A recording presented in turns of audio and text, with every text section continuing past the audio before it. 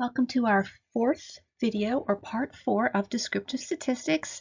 I'm Renee Clark from the Swanson School of Engineering at Pitt. Okay, in this part 4 video, our agenda is as follows. We're going to talk about graphical displays of data. Okay, in particular, a histogram, bar chart, stem and leaf plot, and a cumulative frequency graph. So the first step in any data analysis that you want to do is graphically summarizing your data, because all good analysts know what their data looks like. Okay, so the first two we're going to talk about are the histogram and the bar chart. Okay, both are shown on this slide, and they both look very similar and actually accomplish a similar thing. The difference is that one is used for continuous data, meaning the histogram, okay? And the other, the bar chart, is used for discrete count or categorical or qualitative data, okay? So let's talk about the histogram first.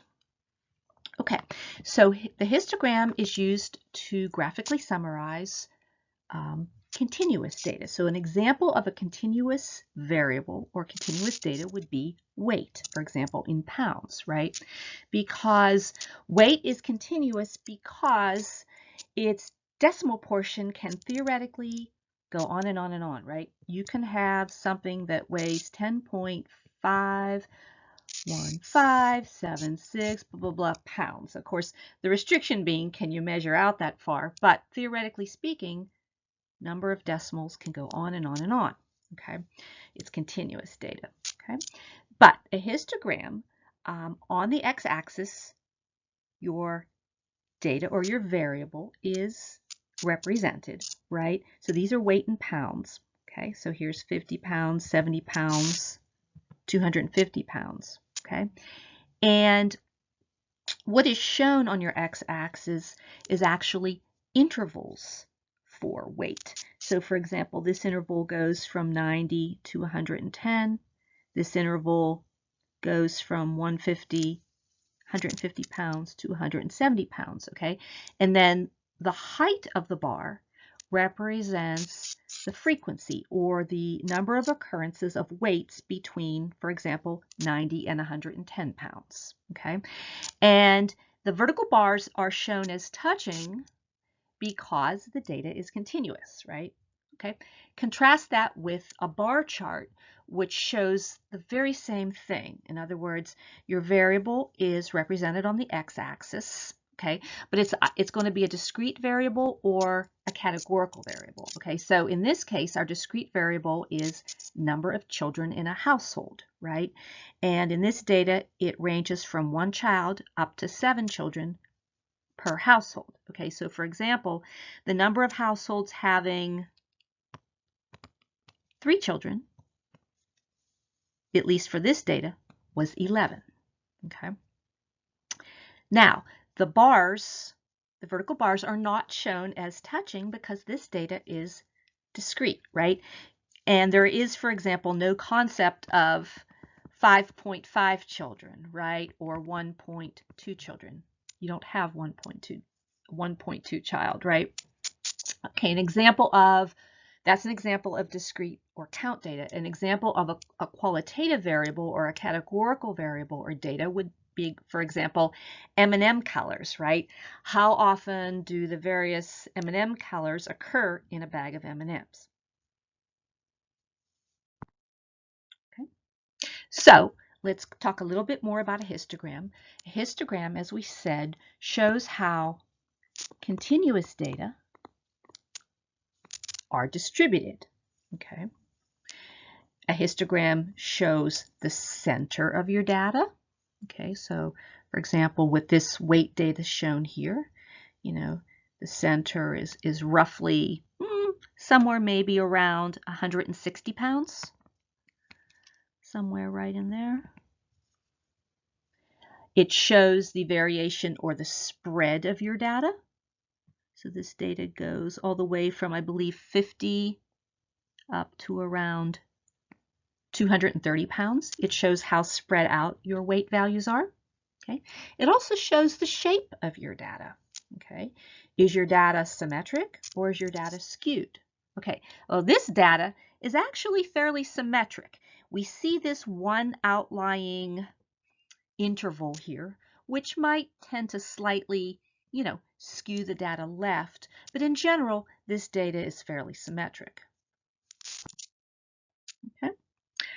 Another graphical summary tool that serves essentially the same function as a histogram or bar chart is known as a stem and leaf plot. And actually, you can think of a stem and leaf plot as either a histogram or a bar chart turned on its side, and we'll talk about that in just a second. But how is a stem and leaf chart set up? Okay, so let's say you have some data.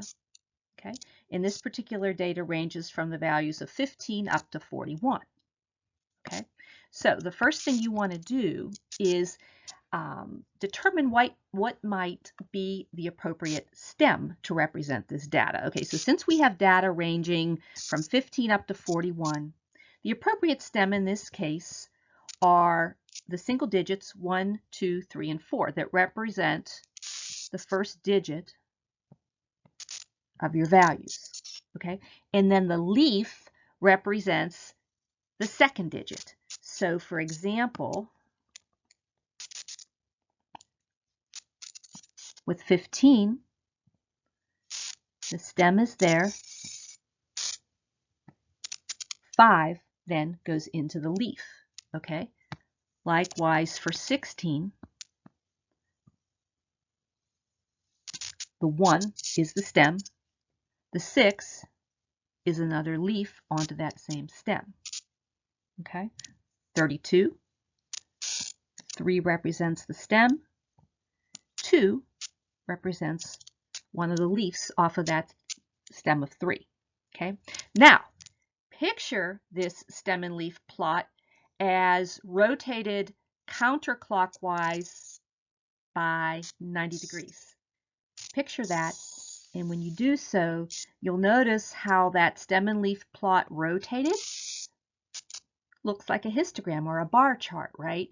Where the number of leaves, let's take the stem value of 2 in this case, the number of leaves, 1, 3, 3, 6, 6, there's 5 of them, represents the frequency with which values occur with stem 2. Or another way to say that is how many values in our data set are in their 20s. There are 5 of them, 1, 2, 3, 4, 5, and that gives us a relative height here of 5 compared to the other stems. And the final graph I want to go over is called the cumulative frequency graph, okay? Another graphical summary tool, okay? On the left is a cumulative frequency table. And let's say it represents number of visits made by a person to a certain store, okay? So let's say for 1 to 5 visits, 35 people made 1 to 5 visits to that store, okay? So at this point, that accumulates to just 35, right? Okay, but let's look at the bin or the bucket of 6 to 10 visits, okay? Let's say 70 people made 6 to 10 visits, okay? When you accumulate the 70 and the 35, you get 105. That's our cumulative frequency at that point, okay? Let's take 11 to 15 visits. Let's say 105 people make 11 to 15 visits. When you accumulate that 105 with the 105 in the cumulative column, you now accumulate at 210. 105 plus 105. Okay, and so on down the line. Okay, right here at this final one, when you accumulate that 100 with the 250, you get a final cumulative frequency of 350. Okay?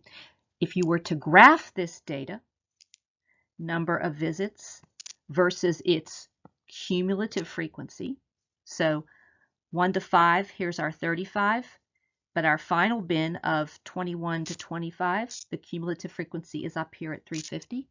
When you graph it in that manner, the cumulative frequency graph actually takes the appearance of a set of stairs that's going upward. So picture yourself walking up those stairs. That's what a cumulative frequency graph looks like.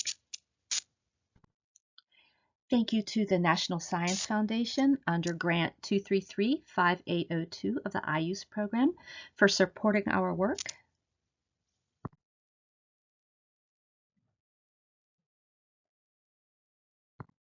Thank you.